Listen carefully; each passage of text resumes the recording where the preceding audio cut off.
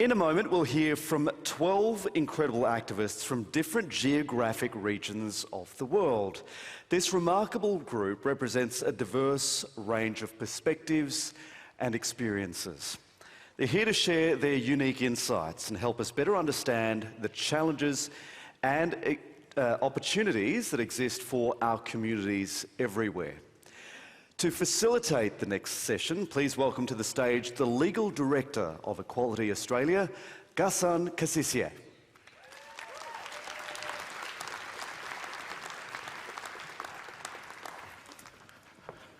Good morning, everyone. You are about to be introduced to 12 incredible human beings and rights defenders and activists from across our global movement.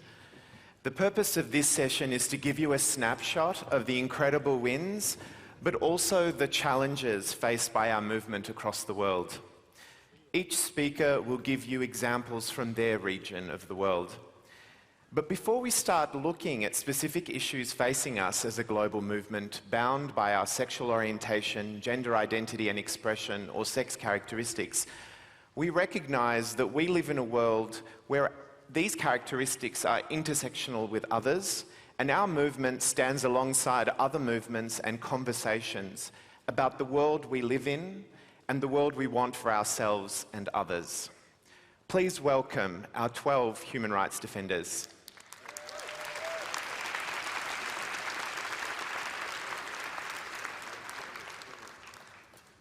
They've come a long way.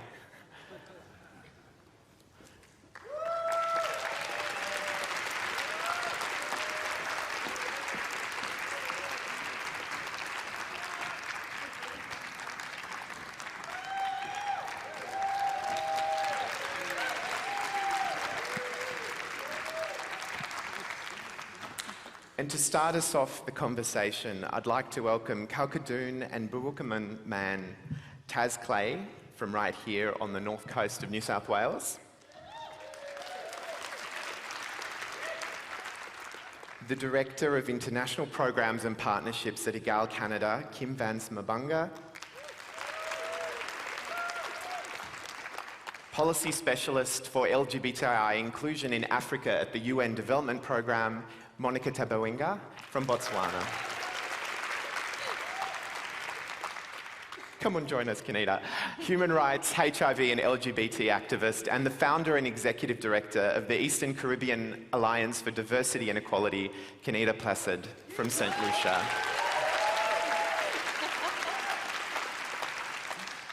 Taz, you're doing incredible work with Australian First Nations communities.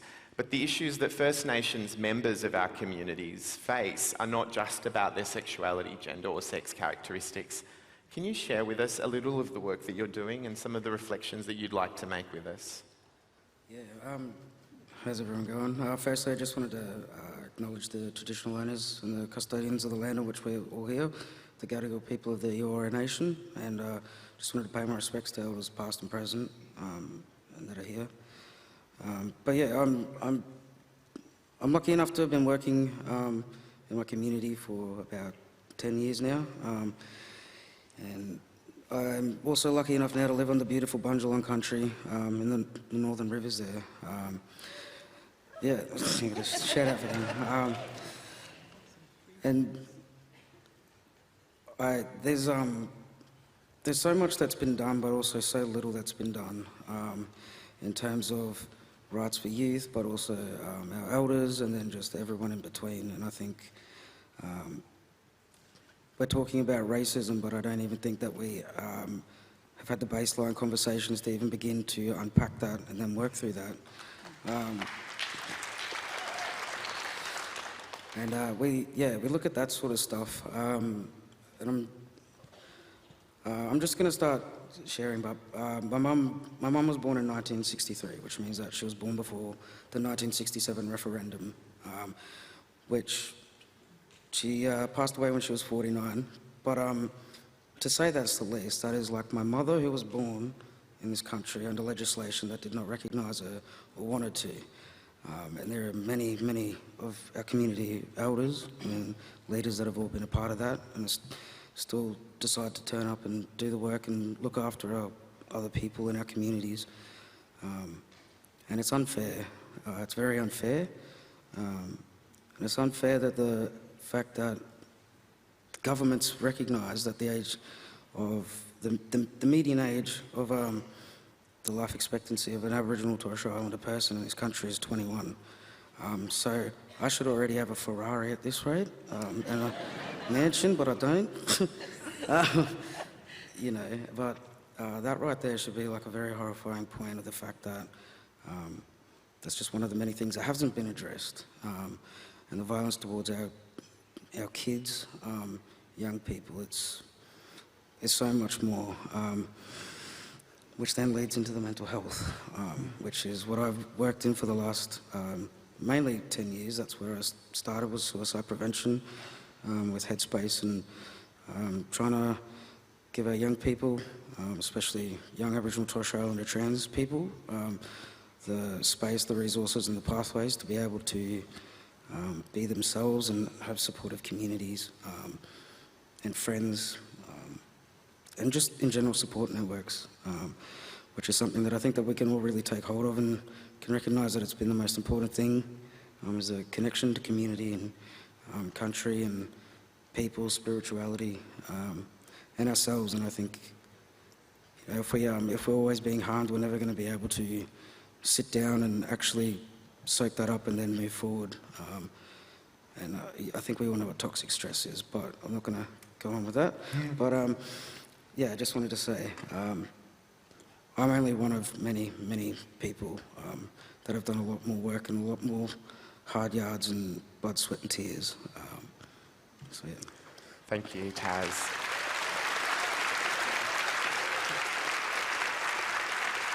Thank you. Monica, there is a great diversity among our regions, and the legacy of colonisation is felt very differently in different countries. Would you be able to share with us a little of your reflections from sub-Saharan Africa? Yes, thank you.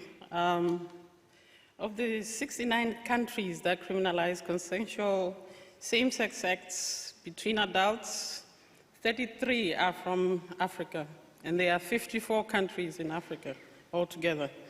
In most cases, these laws are remnants of colonization, and they contain vague terms such as acts against nature, indecency, immoral acts, debauchery, and have been used primarily to target LGBTI persons.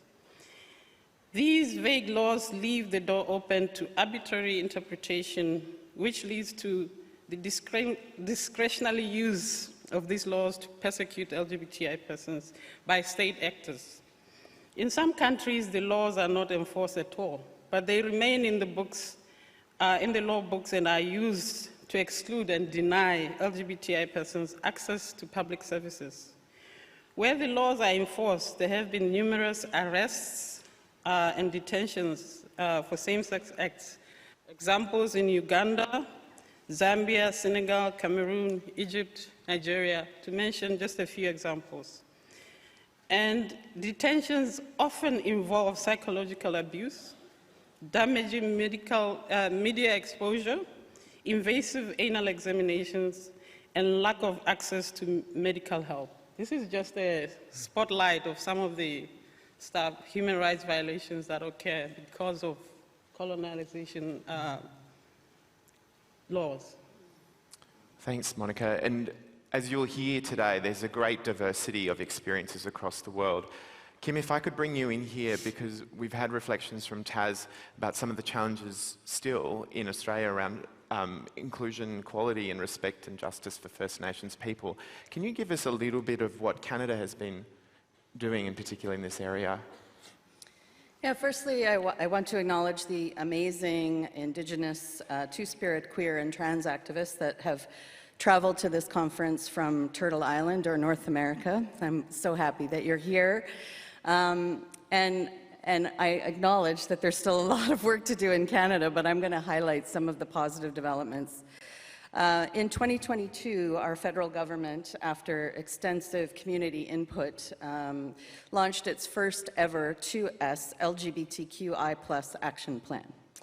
And this action plan highlighted funding opportunities to support Indigenous organizations to conduct critically important work in their communities. An example of which is significant community-based research projects. The plan also took an important step to place 2S, representing two-spirited people, in its rightful place at the beginning of our acronym in Canada. And finally, there was a commitment to create a dedicated two-spirit senior advisor position within our government's 2S LGBTQI Secretariat that is housed within our Women and Gender Equality Ministry. Thanks. Thanks, Kim. Before we go into the issues of our movement further, Kenita, I want to bring you in here because one of the concerns and areas of work that you have been concerned with are around some broader challenges like climate change. Can you provide us some reflections of your work in the Caribbean around these issues? For sure. And again, you know, it is really hearty to be able to be here and to bring greetings from the warm waters of the Caribbean over to these shores. I think it is one that it's not a matter of what we choose or how we choose to pick issues. By virtue of a small island, the Caribbean shares similar realities to that of the Pacific and other small islands. And so by virtue of how we exist, how the lands were built, how it came into existence, climate change is one of the issues we automatically have to deal with. So the Caribbean yearly deals with hurricanes or weathers that, you know, the torrential falls that flood our lands, and we have to figure out, as vulnerable people, how do we deal with such an issue? So climate change, environmental justice is something that became second nature simply because our existence requires us to deal with it.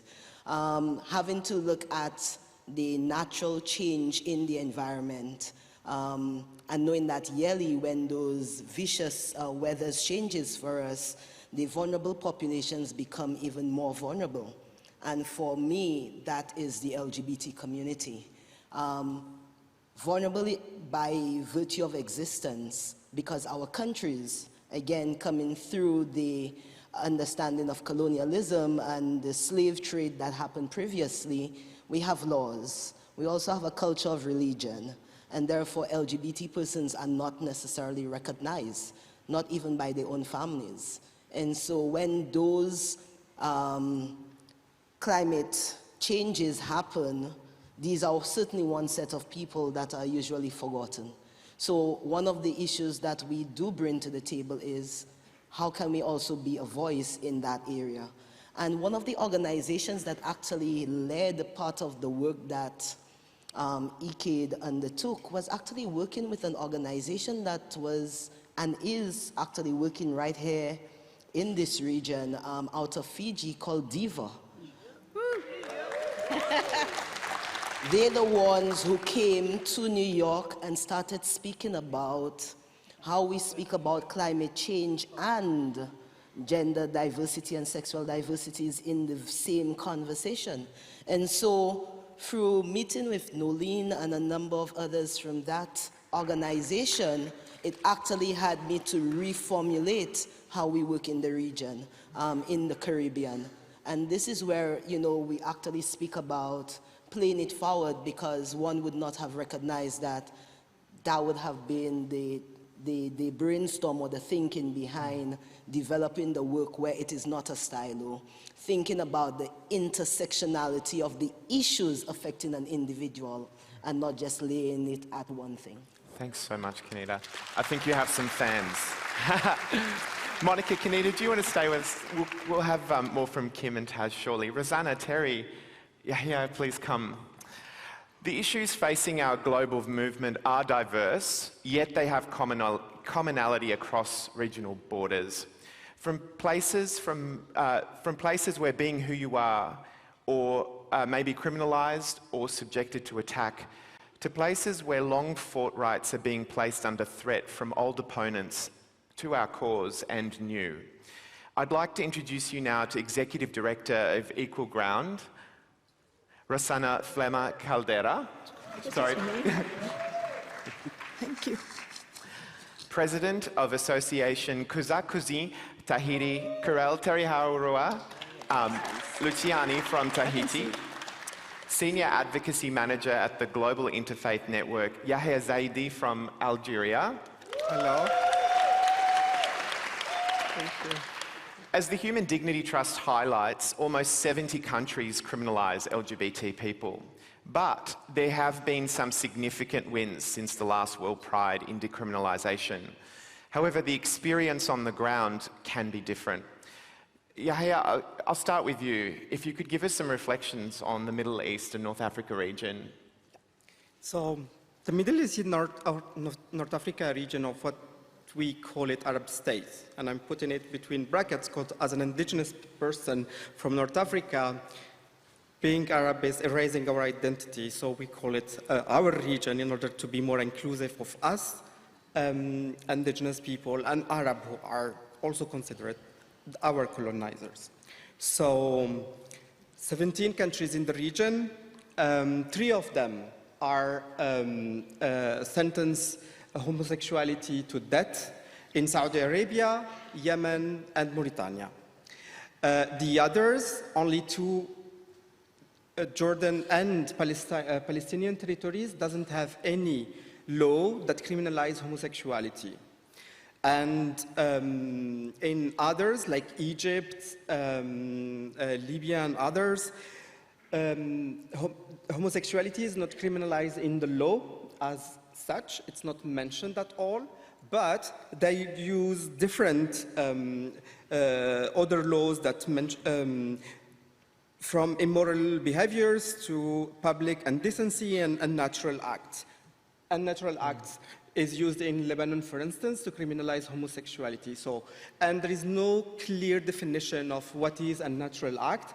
So amongst the wins is in 2018, on July 12, 2018, District Court of Appeal in Lebanon made breakthrough judgment that consensual intercourses between people of same sex is not illegal, which is not unnatural. Also, I don't know if the map was here, no. So, from the map of the region, imagine the Middle East and North Africa, where all it's in the state sponsors homophobia of ILGA, you have it whether in orange or in red.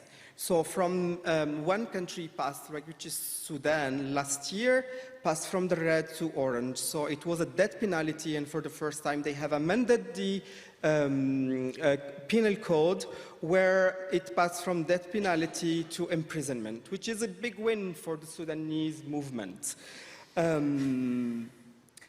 Also, the only country in the region that had an anti-trans law was Kuwait, and last year, on February 16, the Kuwaiti Constitutional Court decided that the Article 198 of the Penal Code, which arbitrarily criminalized imitating the opposite sex, was unconstitutional because it contradicted Article 30 of Kuwait's constitutions. So these are a bit of the different wins in my region. Incredible. Incredible. Nice to see some legal creativity helping us along the way. Terry, if I could bring you in now. In Oceania, we also have a number of places which criminalise. Yes, it is true. Yaurana, Kauhanui, Aronga, Kenakoto, Manava. Yes, in our region, 7 of our countries still criminalize homosexuality. So positive development is that ILGA World will help us for the next 10 years with that aspect. But we had a Pacific caucus and a workshop on decriminalization the last 2 days. And the message is that we want to lead our own destiny. So we want our people to decide what they want. And some of the countries mentioned that decriminalization is not their priorities, so we have to respect that as well. And we also touch some other issues like climate change, but for us it's not climate change, it's climate justice. Some of our countries already have their feet in the water, and soon maybe they will need drag queen high heel shoes to keep their foot dry. So it is very important for us. And yeah, what else? Yes, we have the strength, we call it mana, and we're sure we can do progress in our region on LGBT issues and decriminalization. Thank you, Terry. Maruru Metei. Monica, the movement for decriminalisation has used different strategies, and would you like to give us a little bit of the different ways, in particular in sub-Saharan Africa, we've seen decriminalisation take place? Yeah, it's not all gloom in Africa. There has been some progress, especially in the last decades, where we've seen legal protections of LGBTI persons. And there are different ways that has happened. There has been, like the example of South Africa, where it was done through the entrenchment of legal protections in the Constitution. And South Africa was very special because it was the first country to actually include sexual orientation as a protected ground in the Constitution. But most of our constitutions do have protect fundamental human rights. However, they don't have sexual orientation, gender identity, or sex characteristics.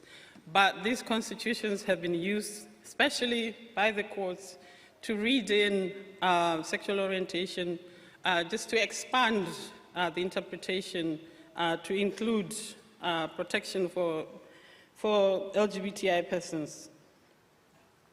And in some other countries, like Angola, Angola decriminalized in 2019, they specifically included sexual orientation as a protected ground against discrimination in the penal code.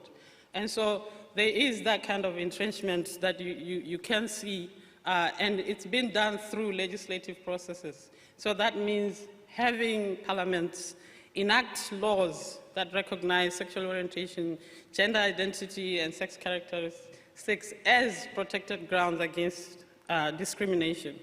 In other instances, a different strategy that has been used is litigation, so strategic litigation. In my own country, Botswana,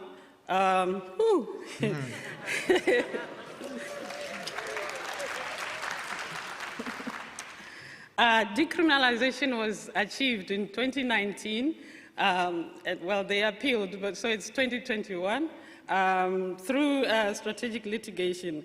And the court in this found that the penal code provisions, which is a legacy of the British colonization, were criminalizing what they call carnal knowledge against the order of nature, whatever that means, were unconstitutional, and they violate the right to privacy and the right to liberty and security of the persons and equal protection of the law and the right of freedom from discrimination. So other countries are obviously going through this. We have Mauritius right now where there are two litigation processes going on. We have Kenya that a week ago there was a judgment that actually approved registration for LGBTI organizations. There's litigation to decriminalize that is ongoing in Kenya. The same in other countries. We know there's backwards in Uganda, Ghana, where new laws are being introduced. But all the same, we consider this to be, a wave of change that's happening in the last decade, and we hope that this will continue. Incredible, incredible. Rosanna, you've been personally a champion for decriminalisation in Sri Lanka. Can you tell us a little bit about your work? Sure. Well, as you know, Sri Lanka has been going through enormous economic and social crisis in the last few years. So it's good that we have at least a little glimmer of hope where decriminalization is concerned. I'll start with the CEDAW case, that I filed in 2018, the United Nations Committee for Elimination of All Forms of Discrimination Against Women. And that was very favorable and ruled in my favor last February.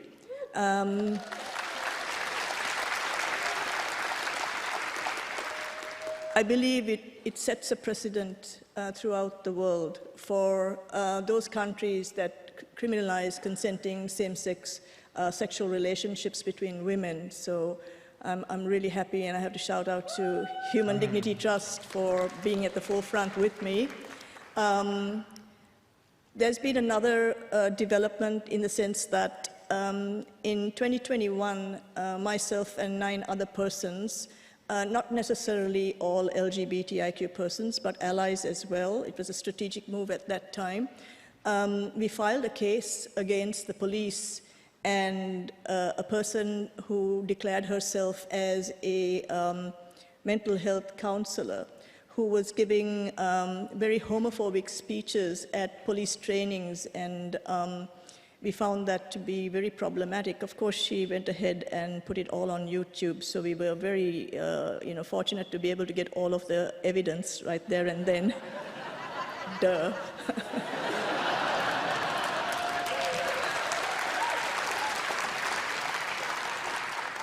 And I have to say that it was a long-drawn affair, but at the end of the day, the police agreed to circulate a list of guidance rules to all of the police stations all over Sri Lanka. Unfortunately, I think they mistook LGBTIQ and said transgenders because they feel that LGBTIQ means transgenders.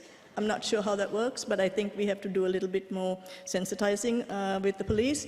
But, we are so happy for the trans community in Sri Lanka because the circular is extremely, extremely powerful, and we have advised all of our trans community members to carry it with them wherever they go, so that even if they're stopped on the street and harassed, whip out the circular. You're doing something wrong, officer. So, it is an amazing decision, yes. Thank you. And also, we have reopened the case, and we've asked the judge to get the police to include all of the LGBTIQ community on that circular. So it'll take a bit of time, but yeah, we're confident that that will happen. And lastly, at the UN, we've been, advocating for LGBT rights at the UN since 2008, and we've heard the usual rhetoric from our ministers who, attend the UN sessions. But this year, with a lot more countries coming and advising Sri Lanka and recommending that Sri Lanka decriminalize, our Justice Minister made it very public. He made this announcement saying Sri Lanka will decriminalize. And yes, it's amazing. Sri Lanka will decriminalize, but will not allow same-sex marriage. So, one step at a time. Let's decriminalize, and then let's hit them with same-sex marriage. Thank you. Thank you. Kenita, and I appreciate we're pushing everyone for time, but do you want to provide us some quick reflections in the Caribbean on the movement for decriminalisation? I mean, coming out of COVID and actually seeing that cases filed during COVID 2020, 2021 gave us results in 2022.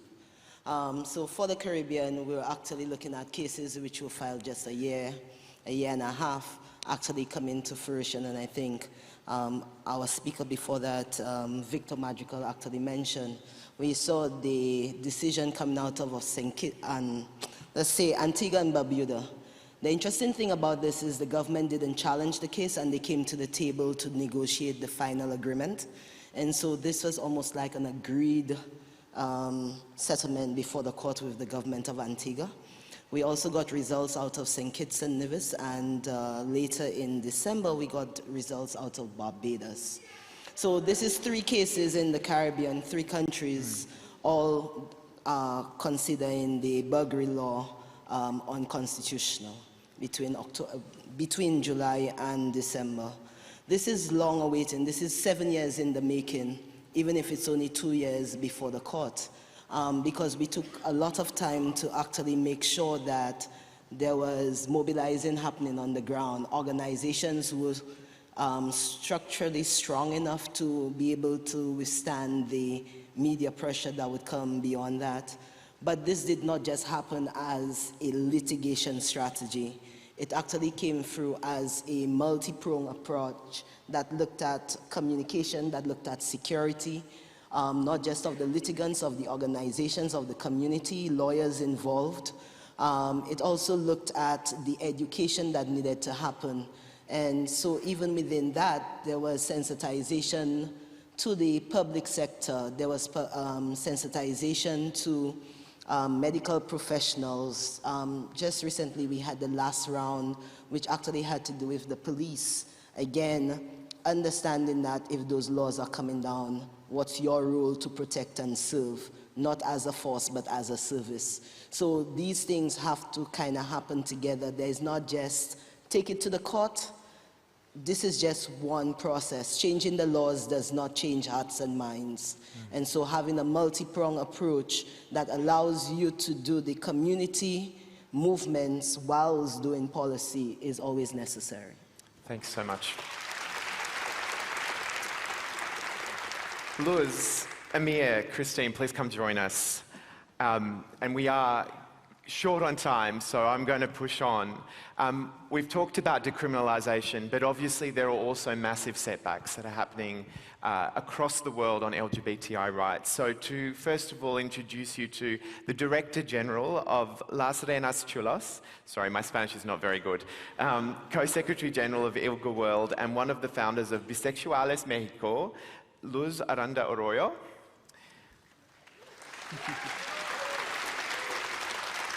The chair of Kyrgyz Indigo, Amir Mukambetov,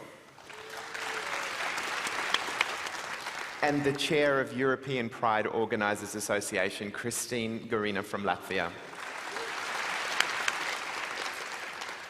Luz, first to you, if you'd like to give us accounts of how the situation is like in Latin America. Sure. First, buenos días a todos, todas, todes. Latin America is a very complex region.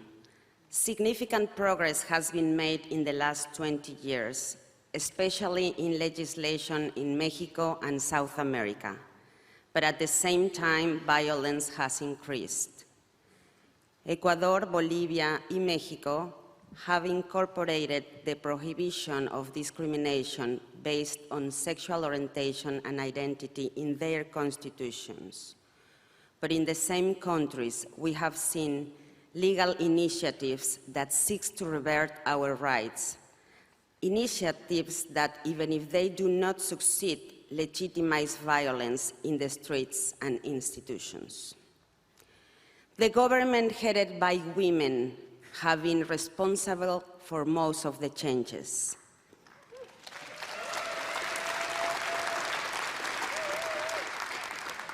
Such as Cristina Fernández in Argentina, Dilma Rousseff in Brazil, and Michelle Bachelet in Chile. Apparently, at least in luck, change has a woman's face.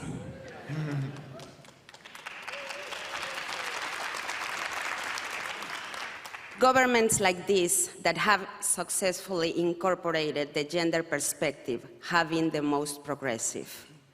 This is one of the dangers of anti-rights groups in Mexico and other parts of Latin America and the misnamed gender ideology, which undermines the gender perspective. The gap that separates the institutional and the cultural is huge. At least 1,292 queer people were killed between 2014 and 2020 on the basis of hate that we know, of course. How can we be a region that has advanced so far in legislation when right now in Nicaragua, activists are being deprived of a nationality? which is an impossible thought. And right now, the situation in Peru against sex workers who are being disappeared, kidnapped, or killed, just remind us that change in legislation is not enough unless it is followed by a real cultural and social transformation.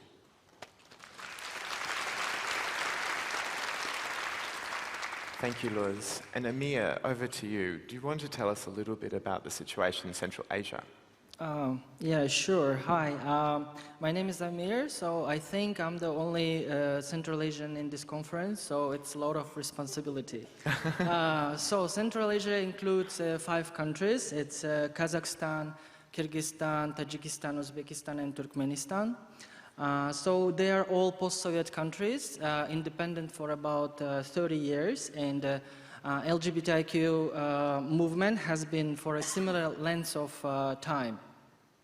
So there has been a lot of work done during this period. Therefore, queer people have become more visible now. And the majority of mass media outlets use correct terminology. There is, however, a major problem of authoritarianism. Oh, it's a difficult word, bad word, I cannot even say it. Yeah, in the region, so which uses LGBT people to distract citizens from real economic and social problems. Other challenges exist since homosexuality is still criminalized in 2 out of 5 countries. It's in Uzbekistan and Turkmenistan, unfortunately. There are some working groups that work on decriminalization, which include local activists, experts, and the international community. Tajikistan government adopted an anti-discrimination law, but it didn't include protection based on gender identity and sexual orientation, and the same thing going to happen in Kyrgyzstan. In Kazakhstan, consent age is between 16 and 18, but for transgender people, it was increased until 21. Yeah, it's crazy.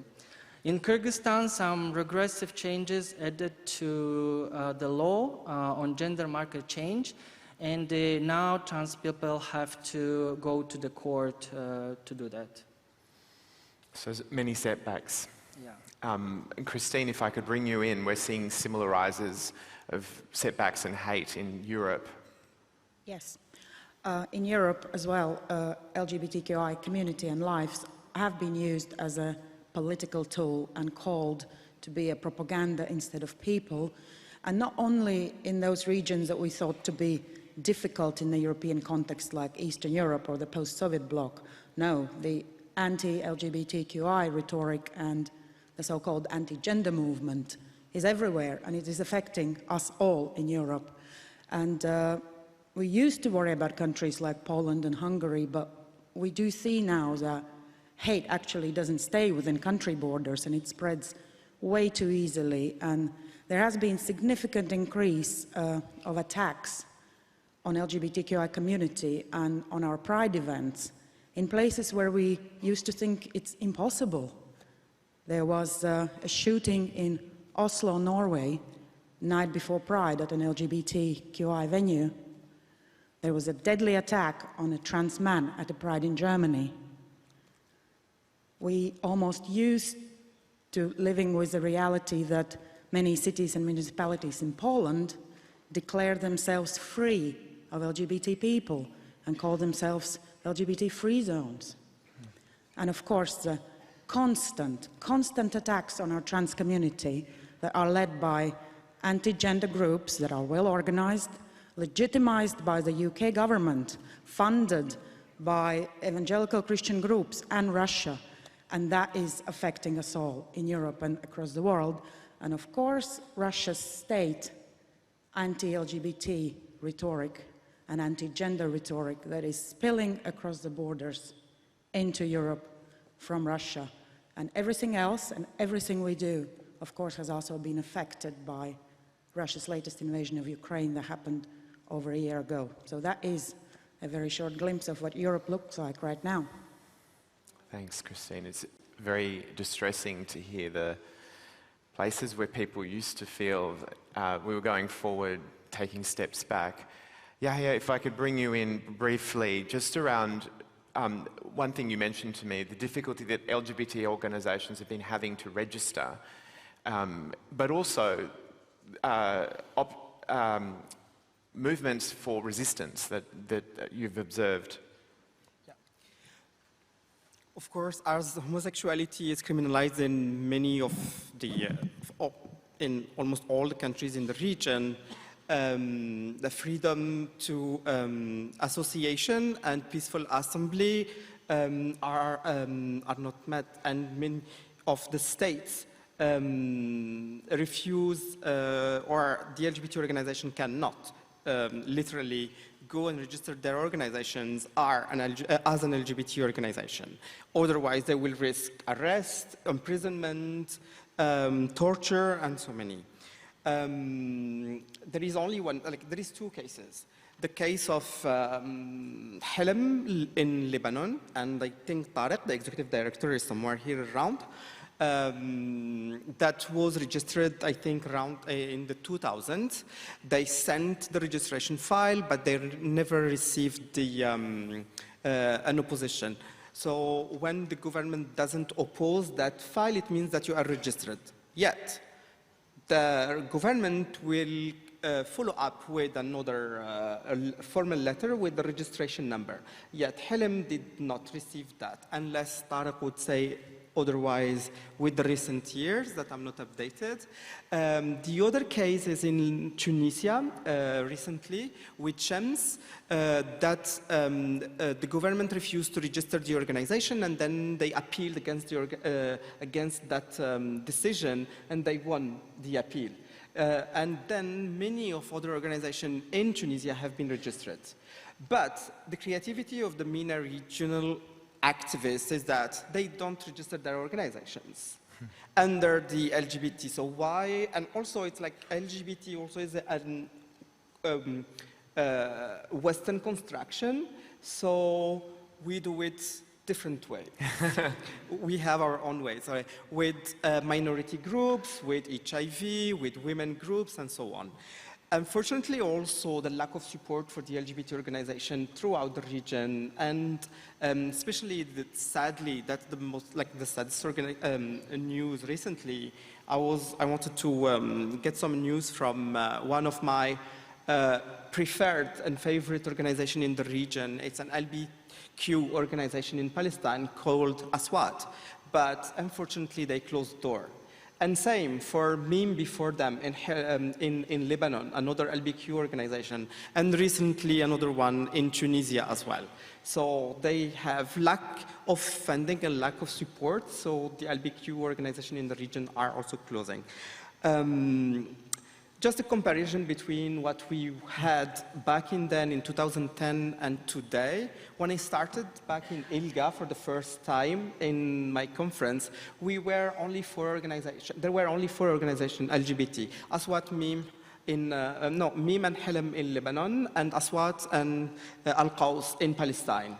And then today, there is 43 organizations registered as members at ILGA from the whole MENA region, which 80%, more than 80%, actually, growth in the movement in the region. And there is more and more youth taking over, and especially there is Yuba also, the other third MENA region participant, who, especially for youth trans organization, queer trans organization that is representing them here. Yeah, so thank you. This is around. It's incredible, particularly as you've told us around the state of decriminalisation is so incredible to see our movement rising. Thank you all. If I could have Brenda, Kim and Taz, please join us. So I'd like to introduce you. We will be looking at trans rights throughout the conference, but it would be remiss of us not to reflect on trans rights specifically. And I'd like to introduce you to Dr. Brenda Alegre, who's a lecturer at the University of Hong Kong, because there's been some significant movements in the Southeast Asia region, particularly around trans rights. Please, first of all, please welcome Brenda. Hello. Mabuhay. Mabuhay. I'll talk about Hong Kong and the Philippines. So, incidentally, I live in Hong Kong, but I'm from the Philippines. Yes, thank you so much. So, on the 6th of February of this year, the Court of Final Appeals has actually granted the rights for transgender people in Hong Kong to change their gender mark, our gender marker, on our Hong Kong ID without the coercive requirements of gender-affirming surgeries. And I think that's one big step forward. And just like what was, to quote, one of the things that was said by Henry Tse, one of those who filed for this case, who won this case, he said that it's one step forward, but it's also reflective of how justice is delayed, for trans people. But then we could also look at the challenges on how we can have a gender recognition ordinance law in Hong Kong, because we don't have a gender recognition law in Hong Kong. And then if I can bring it to the Philippines, we also don't have gender recognition law in the Philippines. And unfortunately, we also do not have anti-discrimination protection in the Philippines. So that may also be quite different from how it is like in Hong Kong. They have, or we have in Hong Kong, an anti-discrimination ordinance. But in the Philippines, we don't have an anti-discrimination law. In fact, what we call the SOGI or SOGI Equality Bill is now almost 20 years.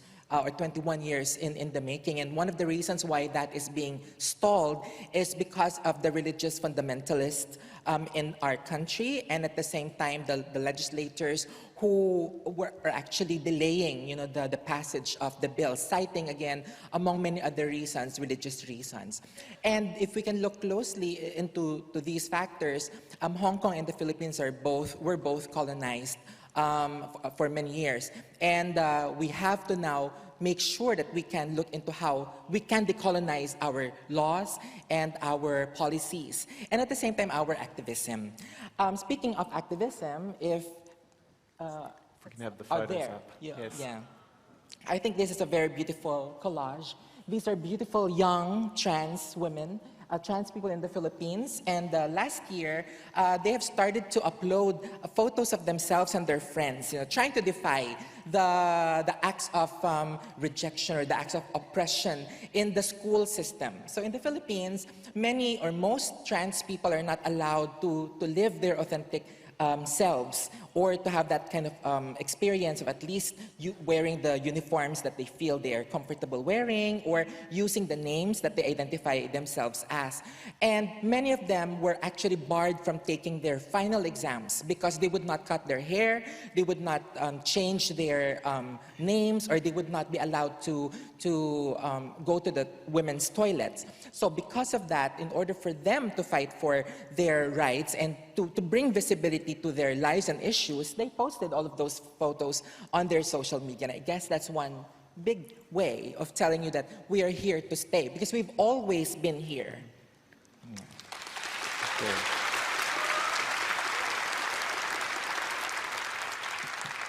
Kim, and in North America, we're seeing similar backlash to trans rights. Do you want to reflect a little bit about what we're seeing in the US and Canada? Well, I think it's important to recognize that the backlash that we're seeing comes after decades of really strong activist work around gender. And now we're seeing that the backlash against that has risen to alarming rates of anti-gender rhetoric that is influencing policymakers, especially and more particularly in the United States. Respect for bodily autonomy and sexual and reproductive rights is under threat, and we're seeing that states are rolling back the clock now by banning things like gender-affirming care, even distribution of literature, comprehensive sexuality education, and restricting access to safe and legal abortion. And yes, my friends, abortion is a queer and trans issue. In Canada, while we don't see the changes in legislation yet, we do see transphobic populist movements that are running slates of candidates for political office, particularly targeting school boards, for instance. And in terms of bodily autonomy, Canada is actually falling behind its international allies by forcing organizations like mine to litigate against the government to ban non-consensual gender-normalizing surgeries on intersex infants. So we are under threat in North America, and we are seeing that the clock is rolling back, and we are losing gains that we've made. For a slightly positive note, Taz, I wanted you to have the opportunity to share something that the trans community in New South Wales has built together, Trans Hub. If we could get the slide. Can you tell us a little bit about Trans Hub and what you've seen in terms of its reach? Yeah, so I'm actually Trans Hub Suicide Prevention Community Health Promotion Officer. So this was kind of like a dream job for me. It's sad that this is the situation, but we're fortunate enough to be able to do community-led consultations, and we created here Trans Vitality Toolkit, which is kind of in the middle there. But that was basically it's an empowering toolkit to ensure that our mob here in like a community, trans community and gender diverse, can be able to express themselves and feel the way that they need to.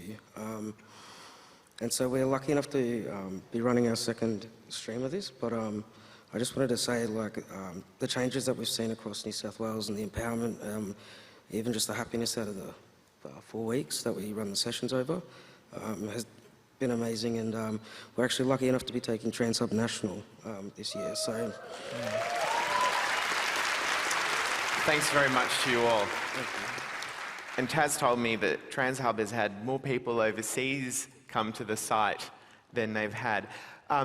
Heike, please join us, and Monica. We'll also be touching on intersex issues, and I wanted to just give you an opportunity to please meet the founder of OII Chinese and co-founder of Intersex Asia, Heike Chiu from Taiwan.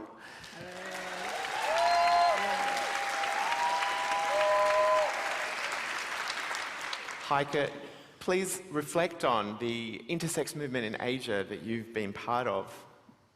Okay, I think probably still for many people, intersex issue is a new one for you. Yeah, actually we only have started to develop our movement. I just think about that 15 years, you know. But I think what most information, most important message that I want to bring you here today is 15 years I wear the t-shirt, I am here only. But today you see my t-shirt, if you see. I am everywhere.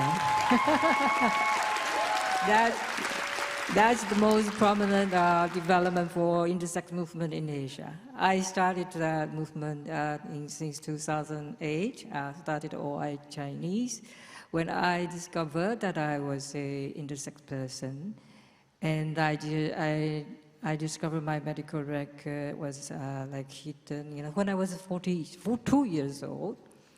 And I discovered that I had a surgery that without my consent. Actually, the purpose is to make me more feminine, you know, to make my body to look like a female body. But unfortunately, I didn't develop it into that way.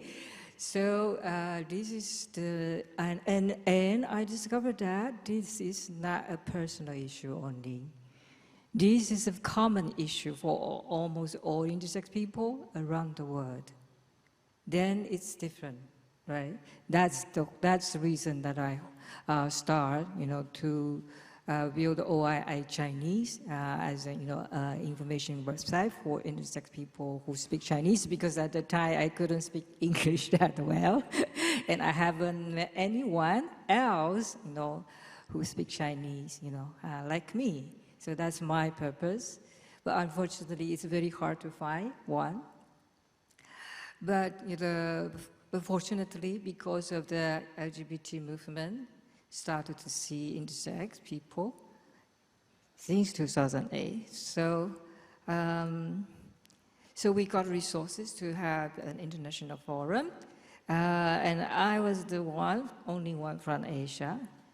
So I see, okay, this is the need. I need to bring people from Asia. Although I have no idea where they are, but I try to come out as much as possible to raise my voice. Yeah, like today. So I also need your help, to raise our voice, to raise intersex awareness with, around you, from your friend, from your family, to know that we do exist. Intersex means intersect. I means, intersect, and shouldn't means invisible. We exist in this world, since the beginning. Right, and yeah, and so 10 years ago I started to reach out people from Asia. So we are lucky that I did find or be found, one by one by them. So in 2018 we can start a network for intersex people in Asia. So now we have an Intersex Asia network since 2008. So this year we are 5 years old. Yes, and unfortunately there are not many good news for us, in the development. But the good news is that I think we get together, more intersex people stand up and recognize themselves, love themselves, embrace themselves, and speak out. We love ourselves, and we want our rights. This is very important. Thank you. Yeah. Thank you so much. We're in the presence of groundbreaking activism. Monica, if I could just briefly ask you to reflect, because in sub-Saharan Africa we have seen some movement on intersex rights while other LGBTI rights have stepped back. Can you reflect on some of those developments? Yeah, I think the struggles are similar. Most countries don't have laws that protect intersex persons, and the lack of appropriate laws exacerbates human rights violations. And these include surgeries, as you mentioned, denial to participate in sporting events. I think most of you have heard about Kassisieh from South Africa. Yeah. She's an athlete, an elite athlete, and a judgment from a Swiss court recently has denied her to participate in competitive sporting events, and this is just further discrimination against intersex persons. But we've seen recently some movements in countries where they've chosen to develop policies to regulate protections to outlaw conversion therapies, and so on and so forth. This is obviously a good thing for intersex persons who have struggled for many years to access different services that protect them. But some of the motivations behind such a decision, that's where the worry is, because I think countries consider intersex issues to be easier than all the other issues, and so they pick on intersex and to the exclusion of everything else, and they will not even consider decriminalization of lesbians, gays, and bisexual and others who are also criminalized. And so this is at the same time a worrying issue.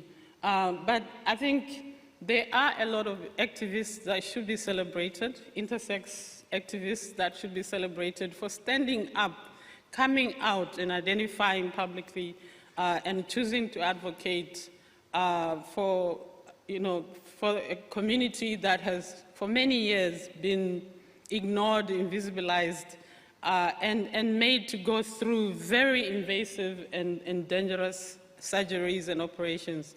And so I think this change is welcome, notwithstanding the other setback that I talked about. It just means we have to roll up our shirts and pants and just work harder to get our governments to listen and include everyone, as all our constitutions say that we are all equal before the law. Thank you. Thank you both. Christine, would you like to just come back and join us? In the time available, we cannot hope to cover all